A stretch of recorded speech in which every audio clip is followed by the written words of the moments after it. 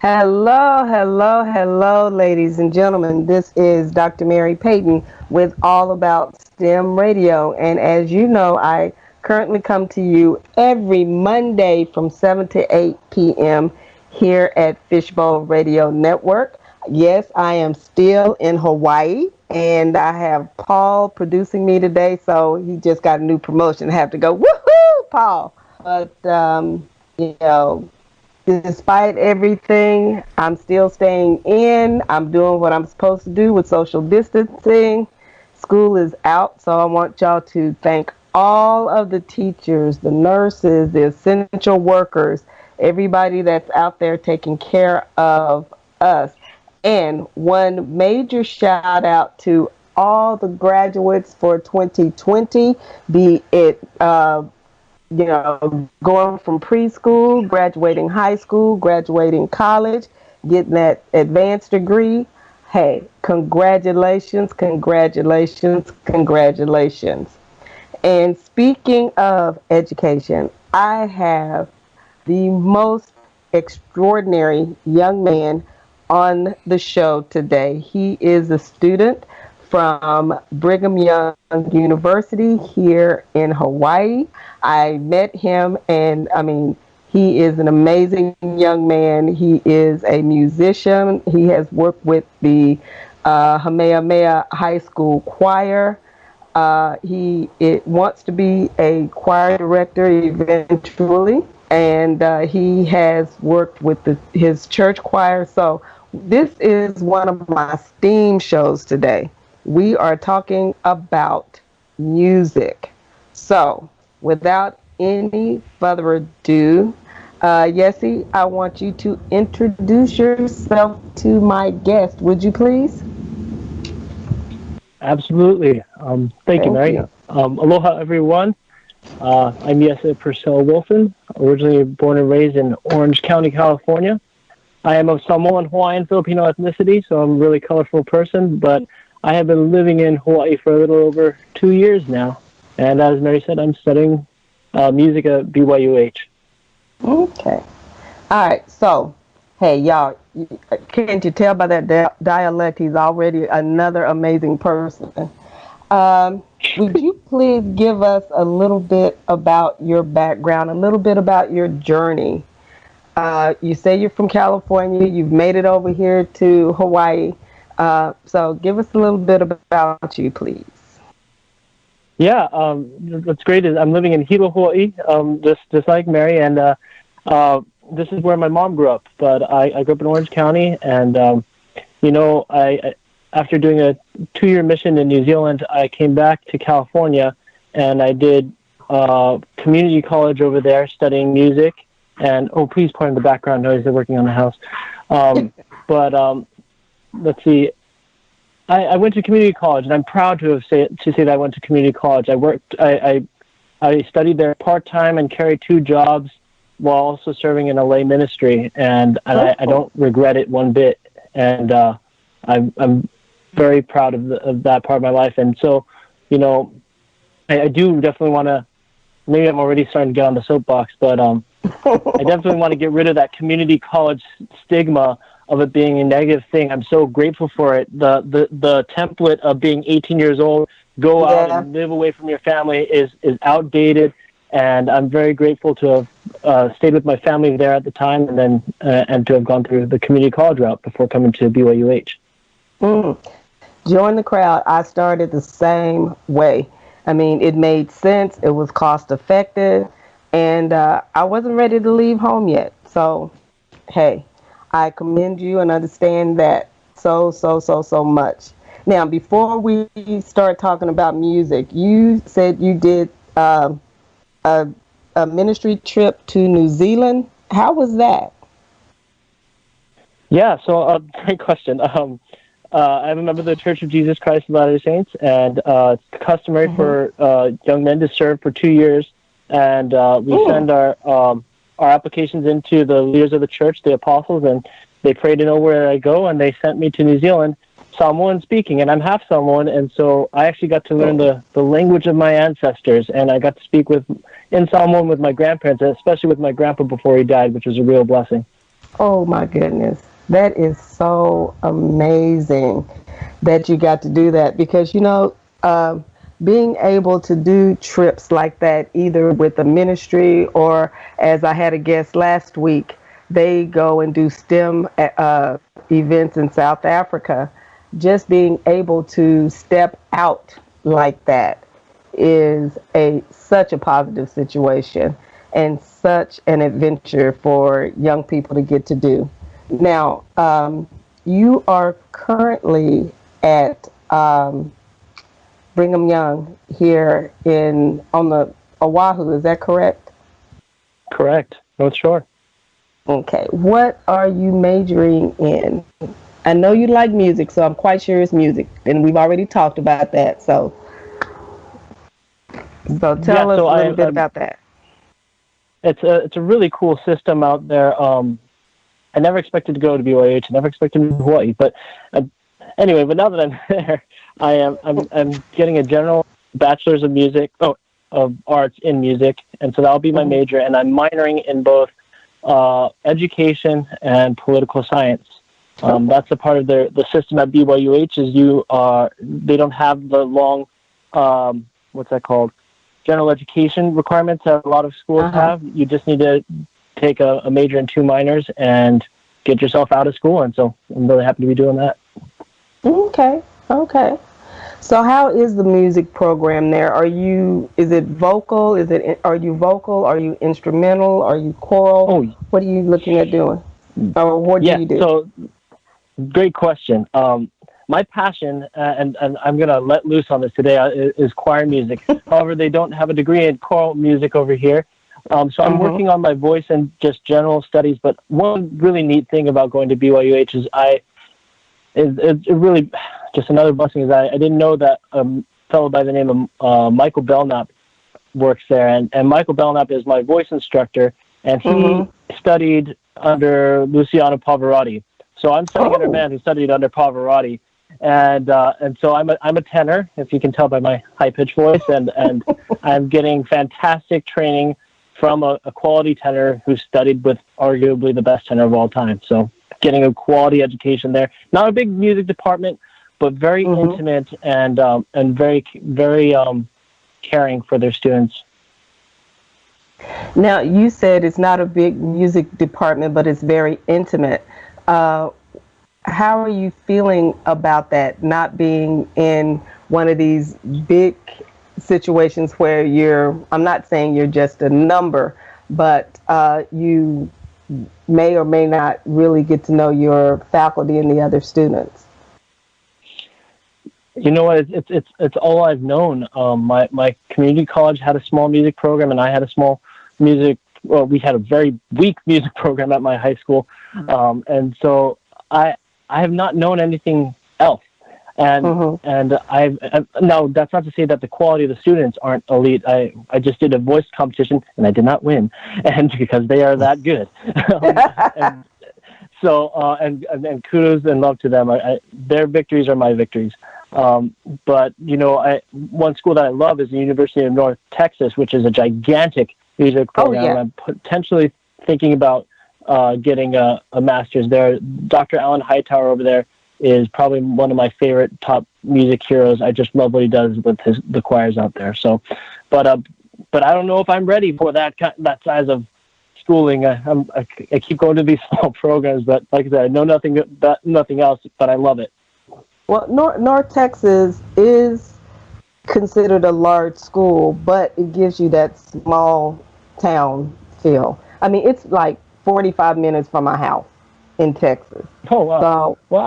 I don't think it'll be too big for you. I've been on that campus several times.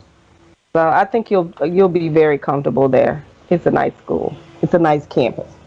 So you'll do good. So if you do come there for your masters, you can always come and visit and eat a meal or have to stay at Auntie's house. So the door is open. The door is Some open to things you. never change, I guess. Now, before we go any further, I have here that you worked with the Kamehameha High School Hawaiian Opera. Can you tell me a little bit about that. That's a great question. It even ties into how I got here. Is like I was just doing like my nightly prayers, and when I was living in California, it's like, and the answer came like, guess what? You need to move in with your grandparents in Hawaii and spend time with them because you haven't. And so I did that, and I came here to spend time with them, and I was just doing some research on Hawaiian music because I wanted to learn more of the roots about that. And so I started emailing out people while I was here, and one of them was the magnificent Herb Mahilona, who's the choir director at Kamehameha High School over here on this island, and he was answering my questions over lunch, and I said, I don't have any money to offer you, but I'd love to. But I've been an assistant choir director at my alma mater for 3 years, and I helped turn that choir program around. I'd love to offer my skills if you'd like them. And he's like, sure, come on in. And so he took me on as an intern, and then I got to work at that magnificent school and these amazing singers. And so one of the things that this school is known for, that Herb Mahilona does, he is, by all definitions, a musical genius, is he writes operas for high school students and about Hawaiian history. And so I got to be their voice coach and work with the choirs and prepare them to take their show, the Battle of Kumo'o, as well as called, to the Fringe Festival in Scotland. I didn't go, but I got to. It was a privilege for me to work with these students as they're singing songs of their history. You have to be Hawaiian blood to attend this school. So these students are singing about the history of their ancestors and then taking and showcasing that to the people of Scotland, which was such a meaningful experience. We went to the sites where the Great Civil War was fought on the west side, the Battle of Kumo'o, and we had some very spiritual experiences. So that was one of the. So it's really funny. I got to serve my mission, Samoan speaking, learn about my Samoan side. Then I get to move to Hawaii and really get enveloped musically on my Hawaiian side and give back to the Hawaiian community. I wouldn't give it up for the world. I love that experience. That's amazing. How large was that choir? Okay, so now here's the choir that they had 2 choir classes, so they're about 40 students each. So there was about 80. So that was the choir program. And separately from that, this opera is part of what's called a ho'ike, which is the whole where the whole school is involved. The big choir background is the whole student population, which is a school of about 2,000. And so, but now they didn't take the whole school on the trip to Scotland. They only took the lead actors and used some recordings. So when it was performed here, every single student was involved, whether you liked it or not. But the traveling cast that went to Scotland was about 20 students. Wow. But yet and still, that still had to be amazing, because when it happened here, it had to just be spectacular. Because being here in Hilo, I know we didn't have Mary Monarch, so I didn't really get to see a lot of the Hawaiian traditional stuff that happens. But during that season, they did certain things on TV, so I got to see some of the Kamehameha students performed. And if you got to work with them, you must be amazing, because I know you didn't get to work with the ones this year, but those kids were and are amazing performers. Can I just say that yeah. Go ahead. Well, I just wanted to say that the talent here, I think, calling all doctorate holders in music, you need to study what is going on in Hawaii, especially this island, is these kids have such an innate talent. Like 9 out of 10 of them can sing well and harmonize, and that 1/10 can still learn in like a day. And I've done it. And when I was teaching for 3 years as assistant choir director in California, I'm teaching these students to match the pitch on the piano, and they're trying to figure out where that is in their voice. And they've never sung before, but yet when I come here, everybody knows what to do just innately. And so the talent here is off the charts, unlike anything I've ever seen before, I've ever conceived like in my brain. Didn't know that it could be this good. It is I can't take credit for that. There's something in the water over here. So I'm trying to drink as much as I can. Well, I've heard you perform, but before I talk about your performance that I saw you in on Facebook, and I'm sitting there and I'm looking at you and I'm like, this child has got talent. I mean, you're extremely talented. But going back to schools, with so many of our schools taking the arts out of schools, music, choir, band, theater, how important do you think these aspects are to our students and to our educational programming? This, okay, you're going to set me off. Here we Uh go. oh, I'm Here we gonna go. get you. I'm gonna get you started on something, aren't I? Yeah. Oh, yeah. Oh, yeah. Because it's an honor for me to represent the arts in this podcast about STEAM. I'm just not representing music. I get to represent the arts. Yes. My favorite definition of the arts is art is the expression of what it means to be human. That is my Yes. favorite definition of it, and we need that. It's not entertain. It's not about entertainment. It's the concept of your being expressed, and it is of immense value. Now, society is indebted greatly to the maths and sciences. I'm indebted greatly to the maths and sciences. But my focus in becoming a music teacher is to help people self-discover. Who are Mm-hmm. you when you aren't working and you are left to yourself? It's less of a question of what can you contribute skill-wise to society, but in your lifetime, but more what makes up the whole you. What will you be discovering and expressing about yourself in the course of a lifetime?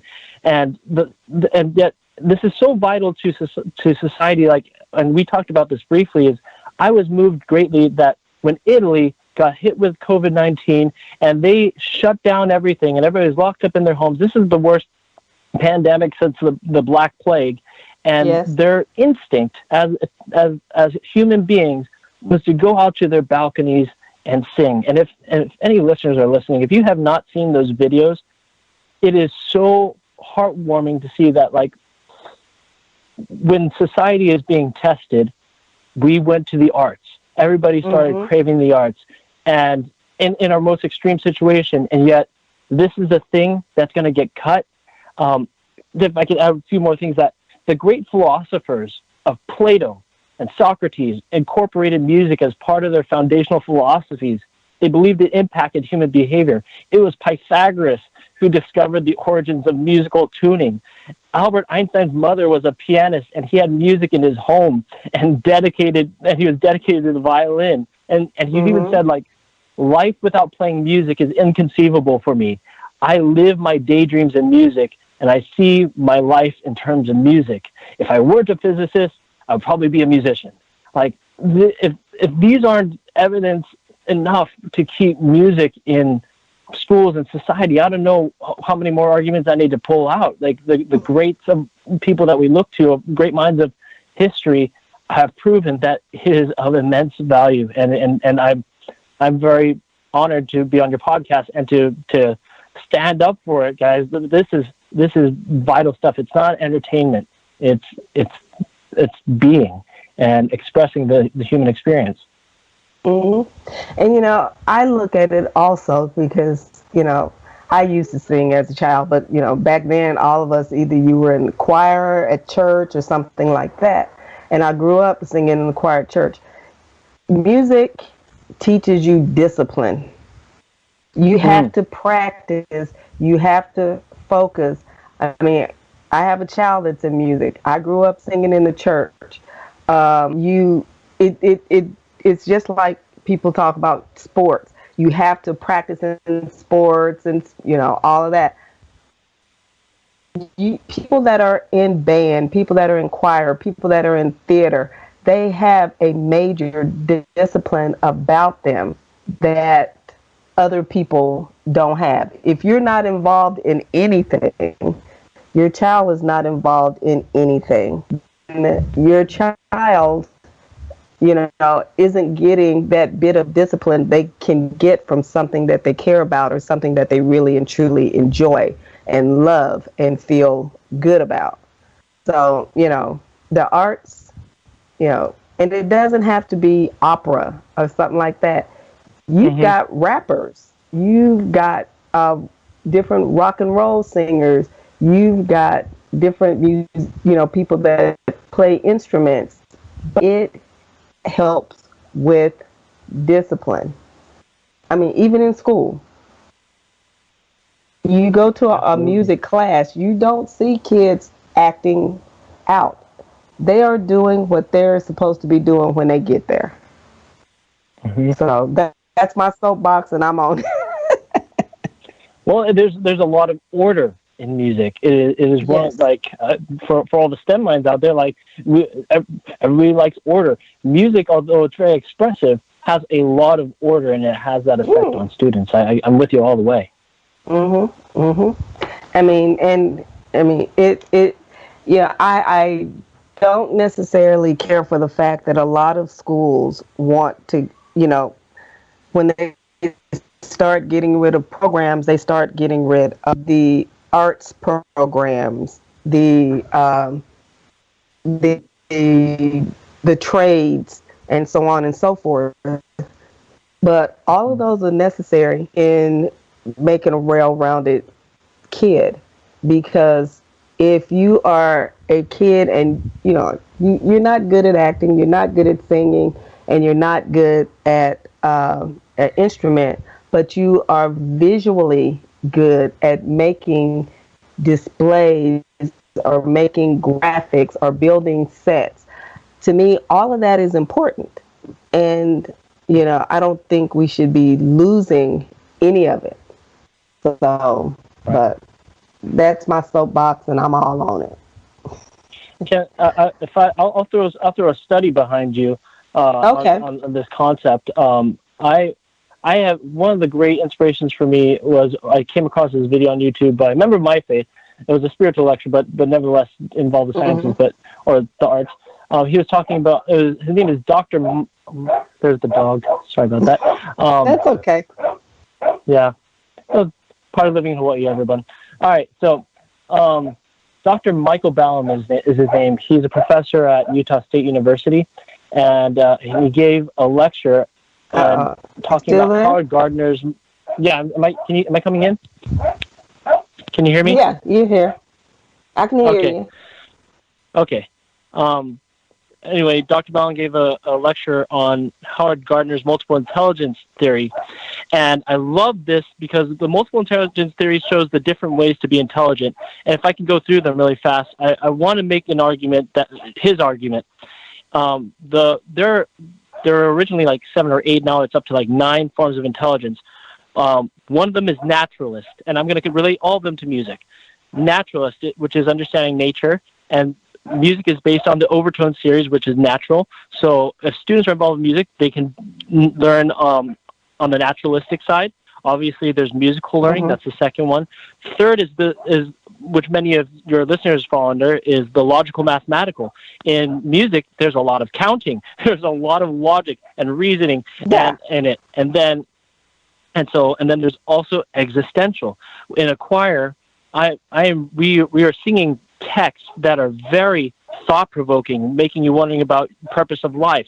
So there's existential intelligence. There's interpersonal intelligence, which is if you're in a choir, you're singing with a bunch of different people, and you got to work. How do I fit in with this group? So if you're an interpersonal learner, you can gain those skills there. There's also bodily kinesthetic. I've lost count of which number I'm on, but we're on bodily kinesthetic now, which is you have to have um, perfect posture. You have to have the right posture. You got it, and this is an active experience. It's very Yeah. tactile to be singing. And then the next intelligence is linguistic, which is lingua, tongue. So we sing in tons of different languages in choirs.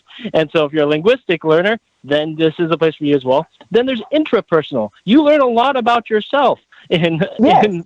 being in choir and singing, and it's like, oh, I didn't know my voice can do that. I wonder what else is me. Some students find out that they're gay while they're in school. There's all sorts of things as they're singing in the choir. And then the Hmm. last one is spatial, and that is spatial learner is like people who are like architects, and when we do like row your boat, and we do a can row your boat, row your boat, and we start layering, that you're putting all these things on top of each other, and for the Hmm. spatial learner, that's catnip.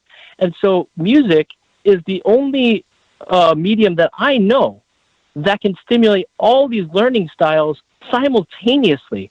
So, so that gives students a chance to grow in all these other learning styles. And so it's not about making just musicians and good musicians to be good performers. it's more than that. It is programming brains to excel in different forms of intelligence. It is much bigger than an entertainment. So, and soapbox round 2. And what you just said is people that I know that were at my high school when I taught dances, our mariachi, some of the students that I knew there, they not only were good at music, they were also good at picking up language because and from what you're saying, it must be because they can think in these various ways, and that has strengthened their mental capabilities. I never thought of it that way. Interesting. Yeah, absolutely. It's become very foundational to me being a teacher. Is to it's funny. I really love choir music and music for the point of making beauty, but I'm big into the social engineering side of it, and giving these students. I when I was working at Almadena High School, my alma mater for 3 years, I became obsessed with the idea of helping these students express and self-discover. Once again, going back to that question I asked earlier, is who are you when you aren't working? And choir is that place where kids start discovering that. And it's so strange. You see, like they start wearing different clothes to school, and each year you see them go through these different phases because they realize that the choir room becomes this place of experimentation to discover who they are. And I've never told me or the choir director and I, the assistant, didn't tell them to start go discover who you are. It's just a byproduct of what this form of art does for students, and that is what I want to be doing for a lifetime. That is what I'm signing up for. None of my students are going to be school shooters because these kids are going to find a way to connect with themselves and express themselves openly. And you're so right. And it's something, it gives it, they buy into who they are, they're buying into what they're doing, and they're buying into their expression. So that is just totally and utterly important. Now, getting to you, the audience, about some of the things that you have done in music. Now, we talked about your time at Kamehameha High School, and you a little bit about being assistant choir director at Almadena High School, where you went to school.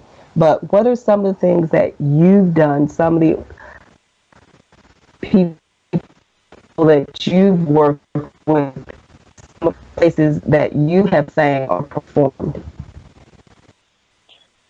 I'll start with the most recent. I had thought that I hung up my acting shoes a while ago, but Santa Ana College, my choir director called me up. He's a composer. That was his thing.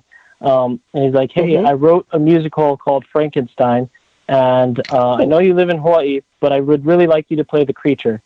And so in December and then again in February, I went back and they paid for me to fly out there like a professional and perform you the are role a professional, of the yes. creature. Yeah, well, I guess, yeah, if you're getting paid for it, then that's technically a professional. But it was cool to return to my community college and perform there and show them the progress I made. But I got to say, that was quite the experience because I had to learn the music out here away from everybody by myself, only using Dropbox sound recordings. And I had to learn the music and then perform with the orchestra and choir when I got there. So when I got there, I only had 3 days of rehearsal and then showtime. And it was the most bizarre thing, but it was such a privilege to create and originate a character like Frankenstein's creature, which is a sympathetic character. And by the end of the show, I get the audience crying like the end of Phantom of the Opera. So that was a really, really neat experience for me, is to originate a role. So there's that. let's see. Oh, Almadena High School. Let me talk about my favorite thing about being there. Was when I was there as a student, we would go to heritage choir festivals, and we would not win gold ever. We would always win like silver second. And Mm-hmm. but when I started working there, when I came back from a mission, my first year we had three choirs. One of the three choirs got gold. Then my second year assistant choir director, like two of the three choirs got gold. And my third year, three of the three choirs got gold at the competitions, and that was really amazing for me to be a part of that, to help these students turn the program around and watch their work ethic start taking over. It's less me pushing them and them pushing each other, and to see that growth. And I'm like, yep, I can do this for a lifetime. Yeah, there's that. And then I've directed the church choir, my own church choir here, here in Hilo. And then I also worked, because our church has a complete ministry at the local level. And then, but then I was hired on as the choir director at the Church of the Holy Cross for a while, where I got to work with dominantly Japanese population and choir direct them for a period of time. There's only about 12 singers and a wonderful pastor with a signature handlebar mustache, and I miss them greatly.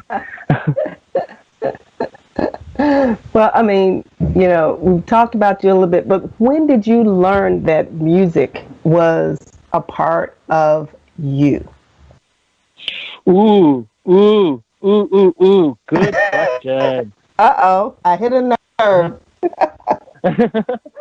It's funny because I just went through telling this with my best friend John, your neighbor, yesterday. My neighbor. I told him, it just came up. It's so funny. It's spontaneous. It's like, John, I would not have been in music because I don't come from a family of musicians. Everyone, the stereotype of being all Polynesians know how to sing and stuff. It skipped my family, and what happened was, let me go back in time to my dad when he served his mission at 19 years old. He served his mission in New York City, and he had this effeminate companion who said, "Hey, let's go watch Les Miserables on Broadway," and as one of their activities. And my dad, who was a jock, football player, all state linebacker, was like, "No, that's not for me." But he went and watched it, and that changed his life, and it was very spiritual. And so I was born in 93. When in the year 1996, Les Miserables commemorated their 10th anniversary, and they came out with a VHS of that concert. And I grew up with that VHS of the 10th anniversary of Les Miserables, and I just loved it because my dad loved it. And then I would start emulating it, and then but I wasn't really out singing for anybody. But I remember, this is a great story. It was 8th grade. I'm in drama, just for the heck of it, drama class.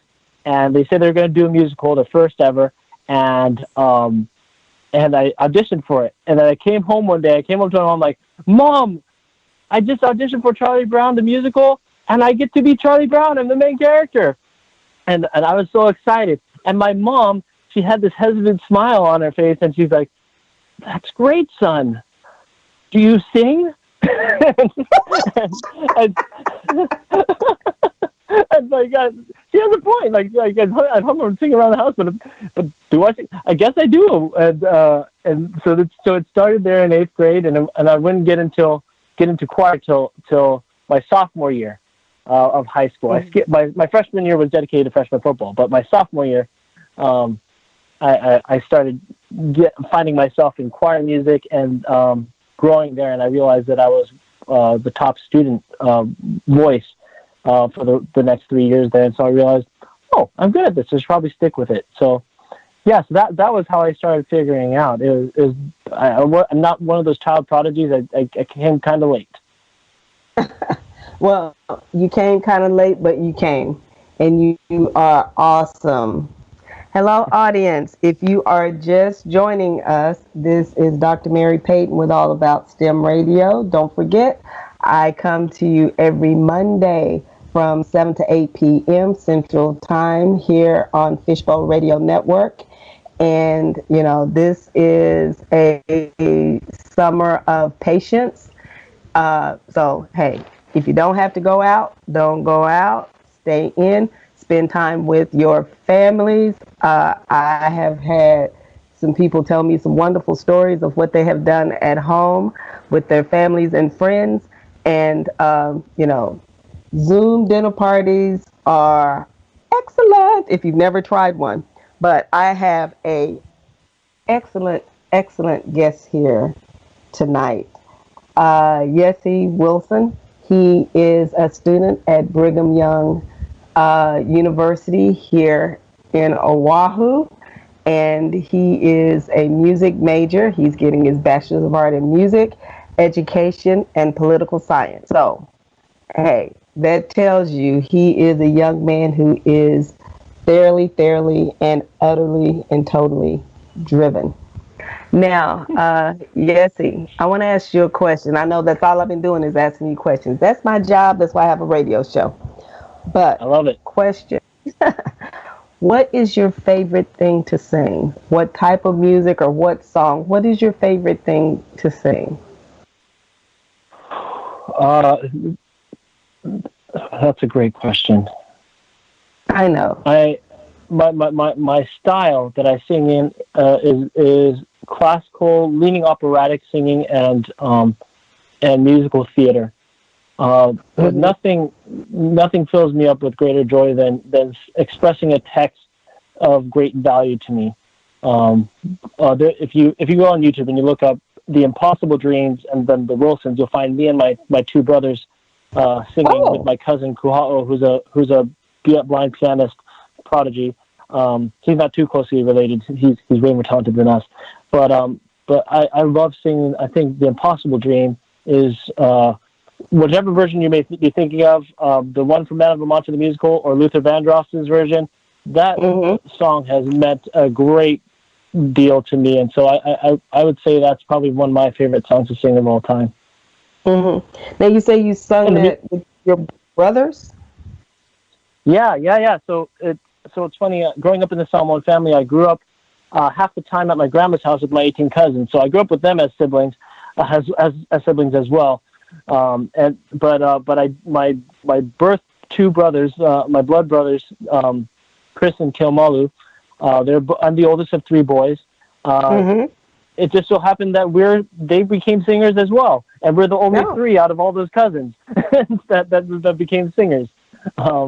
And so, yeah, I'm the tenor. My youngest brother is a baritone, and my middle brother is a baritone bass. And so we cover all three levels, and we all sing in the classical style. I'm going to have to look that up on YouTube, and I'm going to have to post that on the show's Facebook page so they can actually get to hear you sing.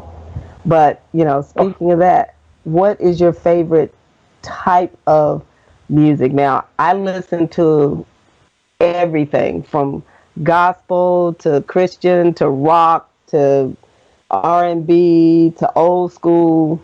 So what kind of music did you grow up listening to, and what type of music do you just thoroughly enjoy listening to? Okay, this is a great question because it's going to seem really bizarre. I grew up on my dad's old school jams of like Zapp and Roger, Lionel Richie, Gregory Abbott, Luther Vandross, the classics. I grew up with a lot of R&B, Motown, and my mom threw in some more. I grew up with a lot of 80s stuff. My mom had like the Journey and Huey Lewis and the News, and so. But I lean more towards my dad's music. Like Whitney Houston, I think is still the greatest female vocalist of all time. Still the number one fan. And so I love that. And I remember I actually tried singing. I remember trying like a riff on the piano. I was learning piano and I was singing a song, and I did this little riff, and my mom was like, "What was that?" And it shut me down, and I never tried again. And that's when I started learning more classical style. And so I started listening to more classical music. And so personally, this sounds very boring. You'd expect a lot more from a music major, but you'll find me listening to a lot of choir music. I thoroughly love listening to choir music. My favorite piece is the Lux Eterna by Morton Lauridsen, who is a living composer. And I actually went to one of his concerts at Disney Concert Hall and met him by accident coming out of the bathroom. And so I love choir music. And when I need a guilty pleasure and I need some I shouldn't call it junk food, but like I'll start digging up some Hall and Oates and some Oh you my know, 80s God. 80s classics. So I don't know any of the top 40 unless I hear it in the grocery store or somebody playing it around campus. And so, oh, and also I listen to a lot of Hawaiian music. I just absolutely adore listening to Hawaiian music, Mark Yamanaka and guys like that. Yeah, so that's grown on me immensely. Yeah, I have a whole couple of Hawaiian stations that I listen to because I mean some of the music it's not only the lyrics, but it's the instruments, the sound, the voices, and the lyrics that really get to me here. But you were talking about some of the R&B. Now you know my good, not my good friend, but my good old Aretha Franklin, she also was a lover of opera and choir and all those things. Just phenomenal. I think I Yeah. hit a nerve. You made a sound. What was that about? Oh no sound. I'm just like Aretha Franklin. Like I just feel her soul when she sings. So if I'm making noises, it's more like yeah, preach, keep going, let the sermon go. But I mean, music is such a part of life. I mean, it's such a part of life. And I'm a science person. I'm a STEM person, but I grew up singing in church, and I did sing a few times in some nightclubs. But you got to pay the Ooh, bills. yeah. Don't get me started. Don't get me started. That was many many many many moons ago. But us as educators, being in the realm of education, everybody wants their kids to be in STEM. They want them to be in things like that. But STEAM is also a major part of life. There is no video game that you have out there that does music to it. None. If you're playing, what was that? Mario Brothers. You know that little. Doo, doo, doo. Okay, don't get me started with the sounds on video games. Yeah, yep. Or if you're playing Sonic, every video game has some type of music that goes with it. Uh, every commercial has something that invokes you to look up and listen. And when you walk into church, there are certain that you are expected to hear. And at certain times, like, I'm not Catholic, but when I go to Brownsville, I go to Mass, and I can sing every one of those songs in Mass because I know them and I've been around them. But music is like you say, it's in your soul. It's something about it. Now, do you ever write any music? No, I've never tried my hand at writing. I've taken music theory classes and I cannot stand composing, like the notes and stuff. So I won't do that. But someday, when I feel comfortable, I would like to try my hand at writing some lyrics. But I would have to collaborate with somebody.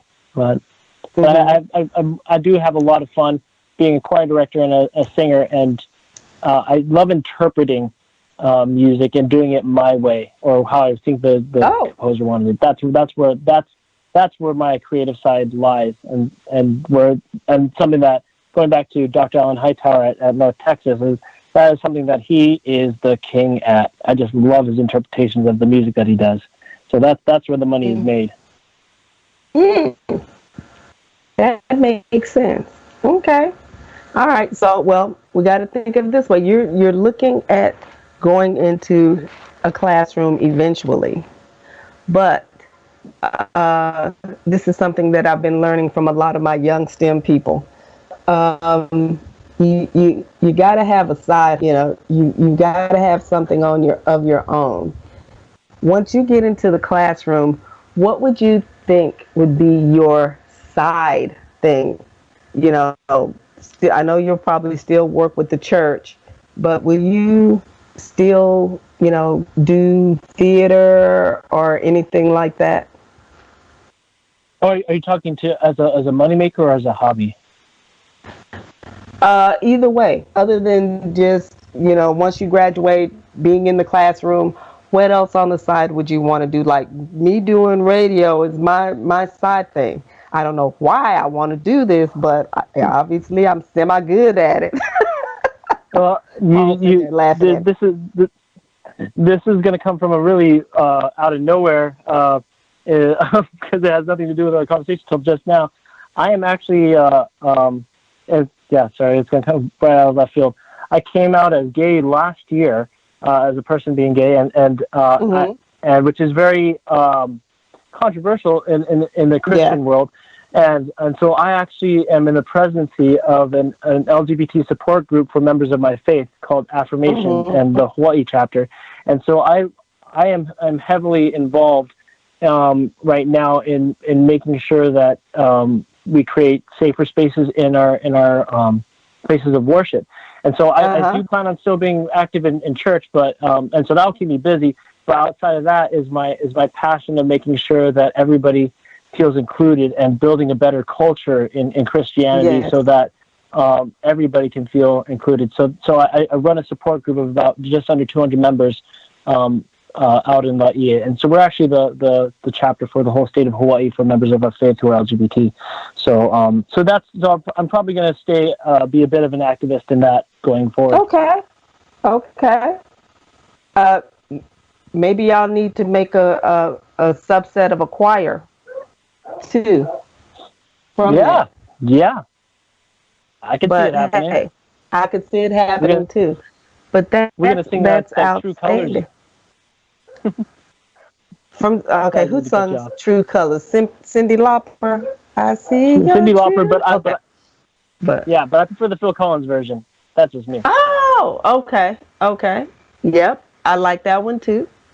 But hey, now we've got a few minutes before the end of the show. Is there any place that people can see you sing? Like you said, YouTube. Do you have a YouTube channel or anything like that?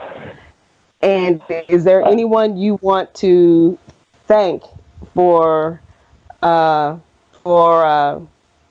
putting you in the pathway of where you are and what you're doing? Oh my goodness! Unfortunately, I don't have very much out there right now. I've never really thought of myself as a performer, so I don't have very much music out there. So you can watch that one with me and my brothers there on YouTube. Just look up The Impossible Dream and with the Wilsons. And but as for people I really want to thank, first, obviously my family it's very hard to have an artsy son and a family that doesn't have arts, and so they've done a great job of supporting me. And coming out too. I want to thank my family for that. But I especially want to thank Tracy Solis, who is that choir director at Medina High School, my choir director, who, when I got back from my mission, I knew I wanted to be a teacher. Who said, "Why don't you come help me at the school?" And I ended up working there for 3 years. And she helped me discover that this is my passion. And so God bless Tracy Solis. She has been a second mother to me. And I'll probably be calling her shortly. I owe her a call. And then, of course, your neighbor and my good friend John Campbell, who who supports me every bit of the way of this. Not as a gay partner. John is very straight and very single. So if you're looking for a sexy white man who is highly intelligent, John Campbell, and with a very promising career. But I love him greatly, and I'm very grateful to have such solid support in him and the members of my congregation at the Church of Jesus Christ of Latter-day Saints in Hilo. So, yeah, and BYUH. Well, when are you set to graduate, BYUH? Well, with COVID-19, who knows? But I was hoping to be spring next year, and then hoping to look at finding a job as a choir director, hopefully somewhere here on this island. I think you will. I don't think that's going to be a problem.